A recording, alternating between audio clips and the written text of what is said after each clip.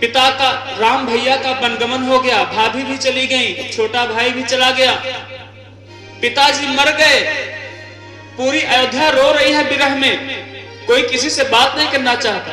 जो अयोध्या जी में आते समय सब लोग सीताराम, जय श्री राम, जय श्री राधे बोलते थे, आज कोई किसी से बात नहीं करना चाहता। भरत जी महाराज वहां पर प्रातः काल की बेला में देख रहे हैं कि मेरे स्वप्न में तो बड़े बड़े यमराज के राक्षस आ रहे हैं मेरे ऊपर तलवार लेकर के, मुझको डरा रहे हैं मारने के लिए। उनकी नींद खुल के दौड़ पड़ते हैं, अरे मुझे क्या हो गया। भोर के जो स्वप्न होते हैं वो सत्य होते हैं। स्वप्न में देख रहे हैं भरत जी महाराज के तो श्रीकाल क्यों रो रहे हैं, सियार क्यों रो रहे हैं, गधे क्यों रो रहे हैं, बिल्लियां क्यों रो रही हैं, ये सब अपशकुन होते हैं।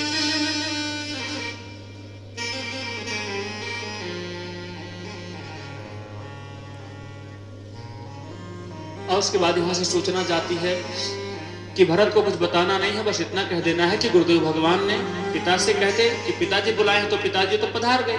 शास्त्र में बातें झूठी होती, लेकिन वहां पे कहा गया कि गुरुदेव भगवान वशिष्ठ जी महाराज अतिशीघ्र भरत को बुलाएंगे, चलो जल्दी से। और अगर बुलावा आज नहीं भी जाता तो भरत जी महाराज वहां से चल देते। वाल्मीकि रामायण में लिखा है कि बिना बुलावा चले जाते। उनको अयोध्या के बारे में अमंगल लगा कि मेरे अयोध्या में अमंगल हो रहा है। कुछ कैसे अमंगल हो रहा है, जैसे आज की जो माताएं हैं प्रेम के नाते, अब तो माताओं का भी हृदय थोड़ा सा कम हो गया है हमारे और आपके नाते, क्योंकि हमारा और आपका भाव बदल गया। मैं आज के 10-20 साल पहले की बात ही करता हूं। अगर किसी माँ के बेटा को बोले एक बाल भी बांका हो जाए कहीं और बाहर शहर में है, तो यहाँ माँ का कलेजा दहल उठता था। माँ कहती थी बेटा समझ जाना, मेरी बाईं आंख फड़क रही है, मेरी दाईं आंख फड़क रही है। क्यों दायां अंग फड़कता है, कुछ नहीं समझ में आता है। आंख फड़कने से, अंग फड़कने से बोले अपने पुत्र संतान को सजग कर देते थे कि बेटा कुछ अमंगल होने वाला, थोड़ा संभल के रहना। होता तक नहीं है सर, अभी भी होता है सर। जो प्रेम पवित्र है, पुनीत है। महिलाओं का दाहिना भाग फड़कना अशुभ माना गया है कि नहीं। दाईं आंख, दायां अंग, दायां हाथ, दायां जांग और पुरुष का बायां अशुभ माना गया है। भरत जी महाराज जी का बायां अंग फड़क रहा है। अयोध्या जिसे बुलावा गया है, मंत्रीवर गए हैं, लिवा करके आए हैं और वहां पर देख रहे हैं रथ के विराजमान सबको भरत जी महाराज एकदम चौंक करके देख रहे हैं। जो आ रहा है भरत जी महाराज आ रहे हैं, राम के छोटे भाई भरत आ रहे हैं। भरत अपने आप को नहीं कहते, राम का छोटा भाई आ रहा है।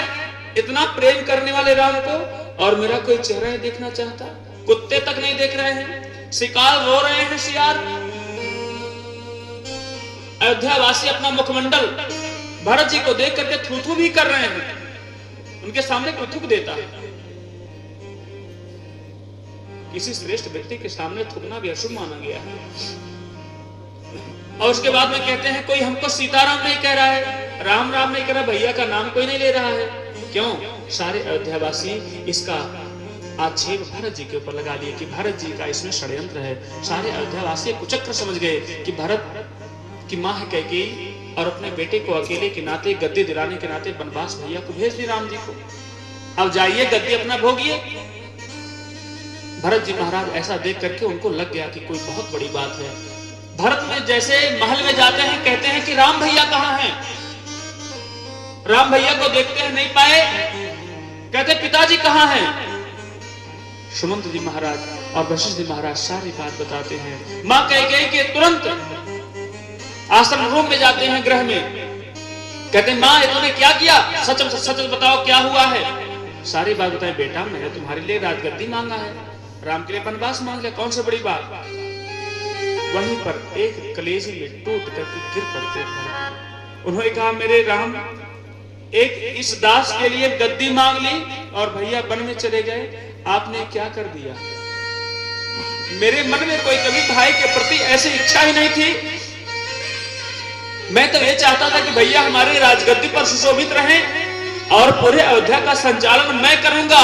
राम भैया को कहीं जाना नहीं पड़ेगा। जैसे भैया कहीं लिख देंगे, कहीं आदेश कर देंगे, उनके आदेश पे कुत्ते के तरीके से दौड़ करके पूरे अयोध्या का संचालन मैं करूंगा। बस मेरे भैया गद्दी पर बैठे रहेंगे, उनके मंत्रणा से कार्य होगा। अचेत हो जाते हैं, बेहोश हो जाते हैं भरत जी महाराज। जैसे होश आया तैसे पूरे महल में दौड़ रहे हैं, मेरे राम भैया कहाँ हैं? पूरे महल में चक्कर लगा रहे हैं, दौड़ रहे हैं। उनके पीछे वशिष्ठ जी महाराज, माँ कौशल्या, कैकेयी सब दौड़ रही हैं। अरे क्या हो गया मेरे बेटे को? एक बेटा वनवास चला गया, एक बेटा यहाँ पागल हो जाएगा।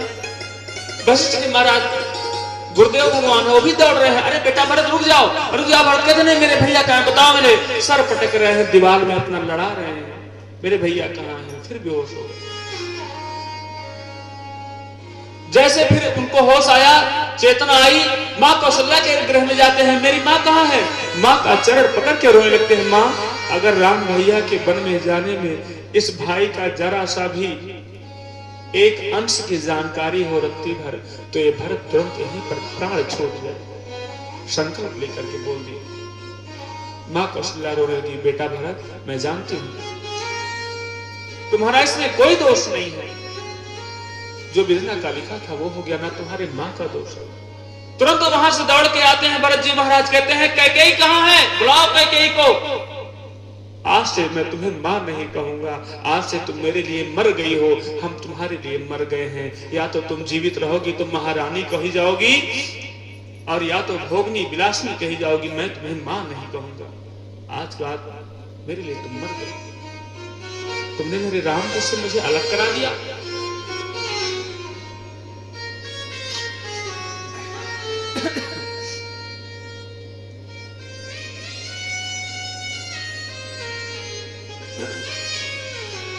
पिताजी की अब सुधि आई है। अब पिताजी कहाँ है? पहले राम पिताजी को सुने मर गए, प्राण छूट गया। कहते हैं पिताजी कहाँ है? चलो दर्शन कराओ। पागल होकर के किसी की बात नहीं सुनते हैं, सबकी बात सुनते हैं। दोनों बातें, किसी की बात मानते नहीं है, सबकी बात सुनते हैं, सबकी मानते हैं। पागल के तरीके से बावरे हो गए हैं। कोई कहता है भरत इधर चलो, आए इधर चलें, अच्छा इधर चलना। कोई कहता है भरत इधर मुड़ जाओ, भैया के पागल में, प्रेम में पागल है। कहते हैं अच्छा इधर मुड़ जाए, हाँ इधर मुड़ जाए। एकदम पागल के तरीके से जाते हैं। तेल में उनका शरीर दिखाया जाता है, और उसके बाद में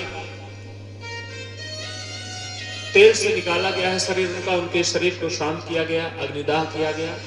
सारे विधि विधान से जितने कर्मकांड विधि से होना चाहिए उस विधि से यहाँ पर ब्राह्मण भोजन वगैरह और सब कराया गया। राम जी हमारे